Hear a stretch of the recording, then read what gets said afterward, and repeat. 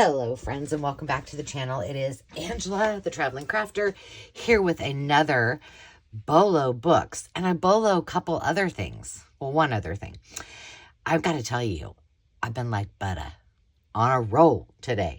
I am knocking out some videos and that is good because I recognized that I needed to do that because I was going to be out of town. And if I don't, then you don't get a video every day. And that would be sad for me and hopefully for you too. So here I am, and it is April 15th.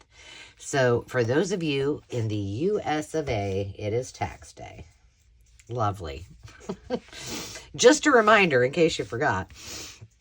All right, let me kick this off by sharing a Bolo that's not a book. I was at a thrift store a few weeks ago.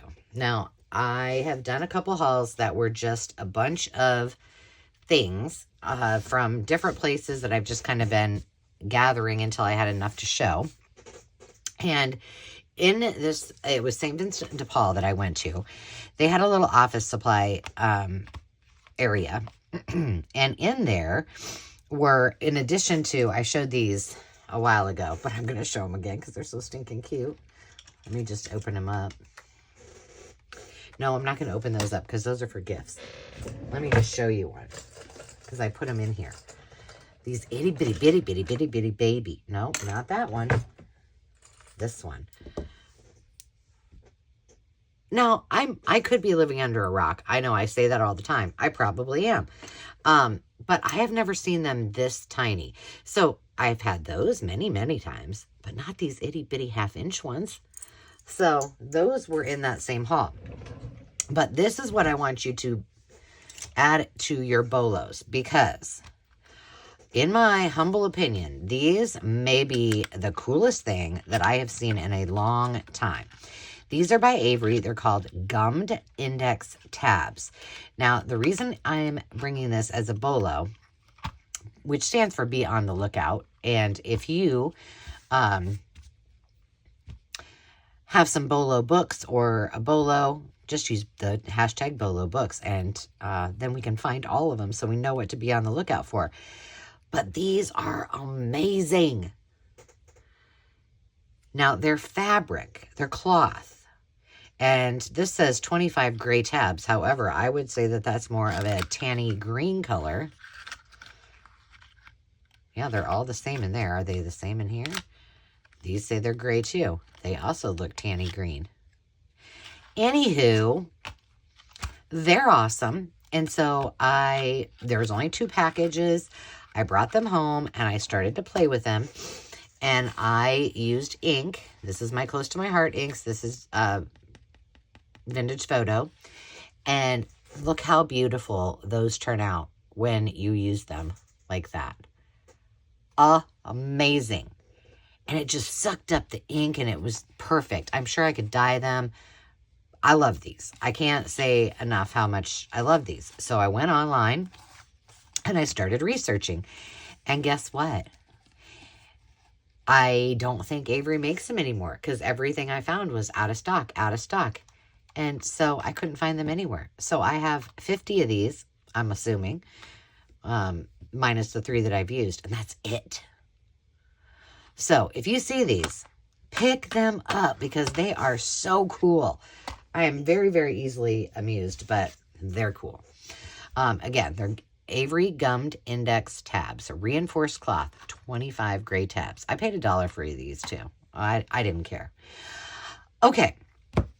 So this is from Half Price Books. Dave and I have an affinity for Half Price Books. And weirdly, we don't go to Half Price Books often together. He goes when he happens to be, around there, and I go on different occasions. But I found this Walt Disney's Perry and Her Friends, a Mickey Mouse Clubhouse book. And I've never seen it before. Have you? So I have a Squirrel Journal in my future. I don't have a lot of, I've been gathering, but I don't have a lot of things for my Squirrel Journal. And I just have I have the need to do a squirrel journal. Perhaps for myself, because I always say, I have this quote in my office too. I don't have ducks, I don't have a row, but I have squirrels and they're everywhere. Because most of the time I'm concentrating on one thing and then I squirrel. So I think I need a squirrel journal. This is from 1956. I've done zero research on this, but if you love the outdoors, how can you not? Look at that. Perry does not spend much time in her nest, for in the big woods there is so much to do. There are so many friends around. Perry's best friend is Poro, a boy squirrel. They often nibble pine cones together down on their logs. And look, he's got his arm around Perry. Oh, Perry has his own nest. He's got his own digs. But it's not nearly as neat as Perry's. Oh.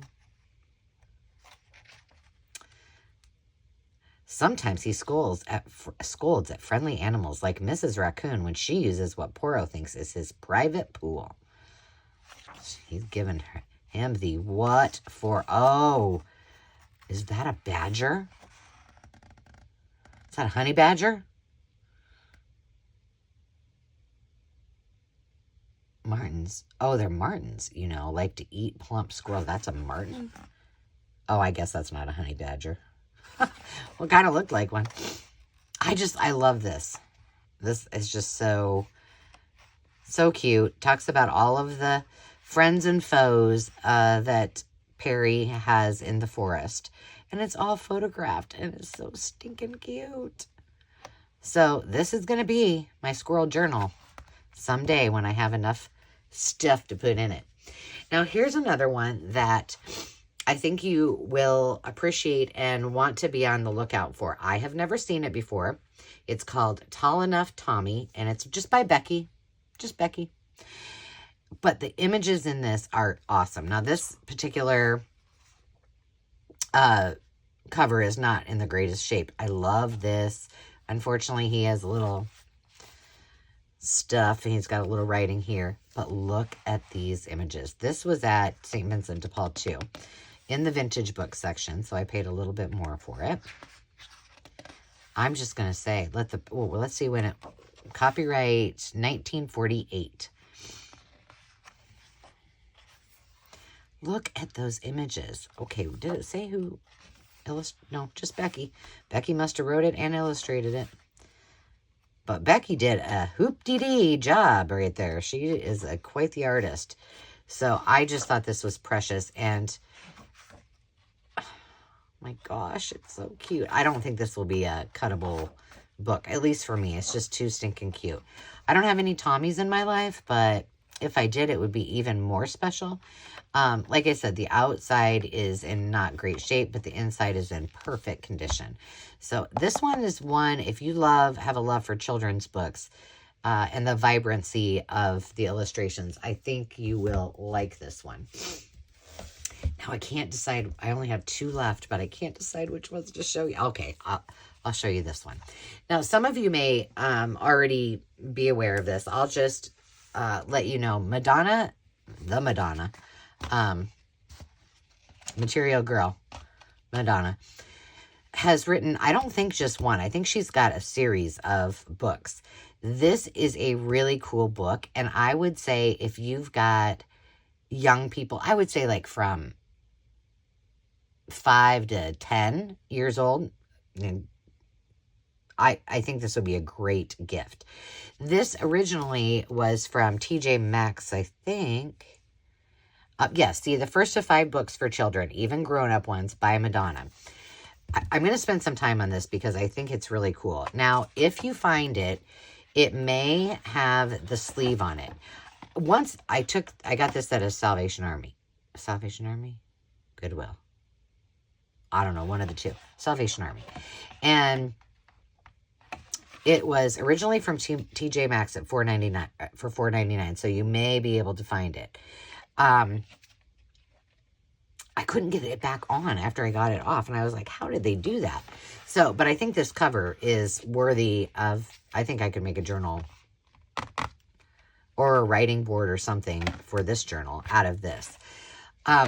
But this story is incredible. And I did read the whole thing, and the images are beautiful. It's called The English Roses. And I'll give you the synopsis, but it's kind of heartfelt. This was originally 1995. It doesn't look like it, well, I don't think it was ever out of the sleeve because I could barely get it out of there. This is for Lola and Rocco, who are her children. Look at the images. Who does it say? Illustrated by Jeffrey Fulvamari. Well, Jeffrey, you nailed it on this. So, this is a book about Nicole, Amy, Charlotte, and Grace, and they are friends. And the long and the short of it is they spend all of their time together. They're besties, right? And they love to dance and have a good time. And they have one problem, and the problem is jealousy. And they were all jealous of one little girl in the neighborhood, and her name was Bina, or maybe it's Bina. Bina, I think it's Bina. And she was beautiful. She had long, silky hair and skin like milk and honey. She was an excellent student, good at sports. She was always kind to people, and she was special. But she was sad because even though she was the most beautiful girl anyone had ever seen, she was also very lonely. She had no friends, and everywhere she went, she was alone. So there's Bina. And they were green with envy. And it's just so cute. It says, I'll just read this page. By now, you're probably wondering, what's the big deal? If she was so nice, why didn't the English Roses invite her over for a cup of tea? Listen, I already told you why. Because they were a little jealous. Well, maybe more than a little. Haven't you ever been green with envy? Or felt like you were about to explode if you didn't get what somebody else had? If you say no, you're telling a big fat fib. And I'm going to tell your mother. Now stop interrupting me. And the whole book kind of goes on like that. So she was told, or they would hear about Bina saying she's, what a beauty she is, and she shines like the star, and et cetera, et cetera. Well, one day, her mom, they were having a sleepover, and her mom came in and said, "What, why don't you ever, she lives right down the road, why don't you hang out with her?" And they all just kind of thought, and didn't say anything. So they went nighty-night at their sleepover, and they all had the same dream. And because the mom had said, "You're being unfair. You're making assumptions about somebody you know nothing about." How many times has that happened in our lives? Whether we've done it or somebody has done that to us, it happens, right? And she just said, think about it. They went to bed, and they dreamed that they were having a picnic and complaining about Bina, and that a fairy godmother appeared, and she was short and plump and very jolly looking. Listen, why am I telling you this? Don't you know what a fairy godmother looks like? Anyway, she landed right on top of Charlotte's sandwich. Oh, excuse me. Is that pumpernickel bread? I just love the smell of pumpernickel. And the girls basically sat and listened, and you'll have to read the story. It's super, super cute. That she had overheard the conversation, and she said, "It sounds like you're all quite dissatisfied with who you are, which makes me very unhappy. And I would like to offer you the opportunity to be someone else." And Charlotte said, "What do you mean?" "What I mean, and please do not interrupt me, is that if you are so jealous of Bina, then by all means you should be someone else. In fact, perhaps one of you would even like to trade places with Bina." "Oh, that's silly. How could we possibly be someone else?" And the story goes on, and she is teaching them that they need to consider their actions, their words, and their thoughts. And she sprinkled them with fairy dust, and off she went. And they woke the next day and realized that they had all had the same dream. And they, or maybe they were still dreaming. I don't remember. Anyway, but what they found out is that what they didn't know is that Bina was scrubbing the floor, and she had to cook dinner and do all of these things for her father. And she peeled potatoes, she chopped onions, she set the table, she scaled the fish, she washed, ironed the clothes, and emptied the trash. And they couldn't believe it. And they said, well, she reminds me of Cinderella. And they found that she didn't have a mom. And she did all of this by herself. And so the long and the short of it is that they ended up befriending Bina and went to her house after they had woke up and all became best friends. And then everyone in town was saying, oh, those English roses are super special. They're kind, they're beautiful, etc. So an extremely wonderful lesson in a fun, giggly kind of way. I just thought the message was phenomenal. And it sure goes to, if I don't know, when did I say this was, if this was, 2000, no, maybe not. I would have gotten this for Demi Rose for sure, because my quote to them has always been, be kind because everyone is fighting a hard battle and you never know what that is. And this is a perfect example of that. Why is there no copyright in here? Come on now, Madonna. Oh, 2003. So, you know what? It would have been around when she was born in 2006. So if you can find this, I just think this is something pretty special, and a book that I think, if presented the right way and talked about, is a great conversation starter with kids, and something they probably won't soon forget, and maybe would become one of their favorite books. And it makes me really want to find the other 4 books and have these. So if you ever seen these, again, be on the lookout for them. And then the last one, what need I say more? It's Mushies. And it would be a sin if I didn't share with you Gus and Button.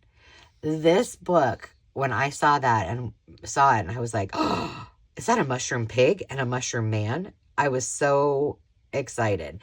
It's by Saxton Freeman and Joost Elfers. And look at this. So it says, Gus thinks life is boring in his tiny mushroom town, where he lives with his dog Button on a street of dusty brown. But just when he at last decides the place can't get much duller, something bright and strange blows in, and Gus discovers color. Join Gus and Button as they explore a new land of menacing artichokes, friendly peppers, grumpy pumpkins, and a cornucopia of other surprises. And Gus learns that the difference between a boring world and an exciting one, like the difference between a face and a funny vegetable, is in how you look at it. This is from 2001. Here is what the cover looks like without the dust jacket, exactly as it does with the dust jacket. And I think everybody should have these mushies in their lives. So here they are in their mushroom house. And I mean, everything is made of mushrooms. And in the back, I think it tells a little bit about the illustrations and how this book was made, which is fascinating to me. Now, I don't know if you guys know this about me, but I am a sucker for anything anthropomorphic. Anthropomorphic means inanimate objects that have faces, like mushroom people with cute little faces. So this one was, I could not leave it behind, and I'm hopeful. I would like to find one more of these and use it, and then keep this one for maybe future grandkids, because this is just fabulous. So I'm going to put this on my BoloBooks list for sure. But here you go. Here's our first anthropomorphic artichoke. And did he have a name? I don't know. No. Oh, my name is Howl, the big wolf. So he got sick and tired of being where they were. So they went out, he and Button went out on a little walk. And then he went on for miles and miles, and he came upon 3 friends, a pepper, an apple, or maybe it was an apple and an orange, Belle, and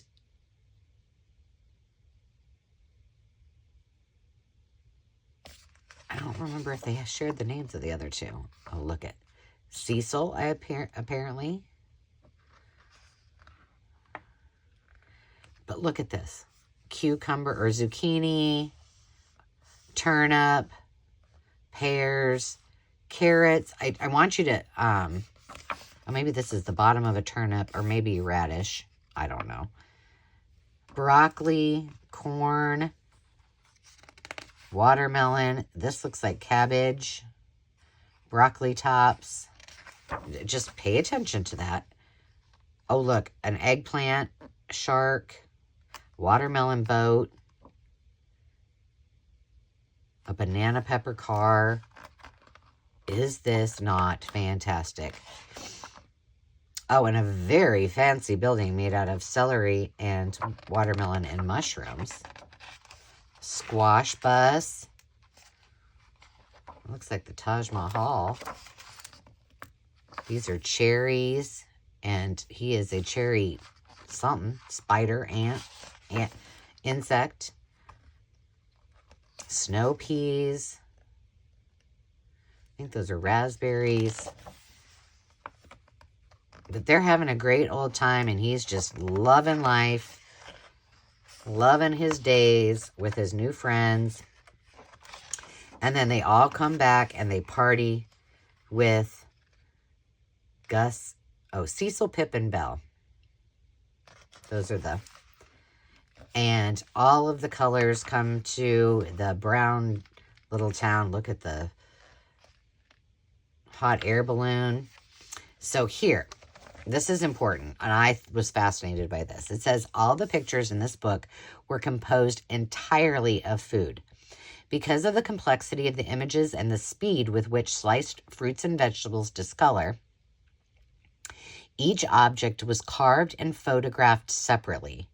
These photographs were then scanned and collaged together on the computer. None of the characters or objects were created, enhanced, or altered on the computer. The one exception to this is that occasional liberties were taken with scale. Portobello mushroom tops were enlarged to serve as the ground in the mushroom town, and some vegetables were made slightly bigger to serve as buildings. Every effort was made to keep the ingredients as pure as possible. And then it tells you all of the foods to look for in order of appearance. So black-eyed peas, artichokes, bell peppers, apples, oranges, lentils, broccoli, broccolini, Brussels flower, parsley, cabbage, watermelon, bananas, pomegranates. I'm just skipping around. Japanese eggplants, avocados. So like okra, like a lot of these I didn't see. It makes me, kumquats, patty pan squash. I want to go back and I want to look at each one of them. This was from 2001 by Play With Your Food, LLC. I don't know if there are other books like this, but these would be a series that I would totally get right with. And if they got mushrooms in them, I'm buying it. But I just think it's a really, really cool book. So my friends, there you have it. My Bolo books for this week. Gus and Button, The English Roses, Perry and Her Friends, and Tall Enough Tommy, and not to be forgotten are the gum index tabs. I hope that you enjoyed that. I do want to tell you that it is not only the 15th of April, but it is also Dale at Not Too Shabby Chic's Give a Scrap Day. So be sure to hop over, check out Dale, like, comment, and subscribe, say hi, and keep working on watching everybody's videos so you can get into the drawing to win a journal on the 30th. So until then, friends, remember to take time to just be, and we will talk to you soon. Cheers.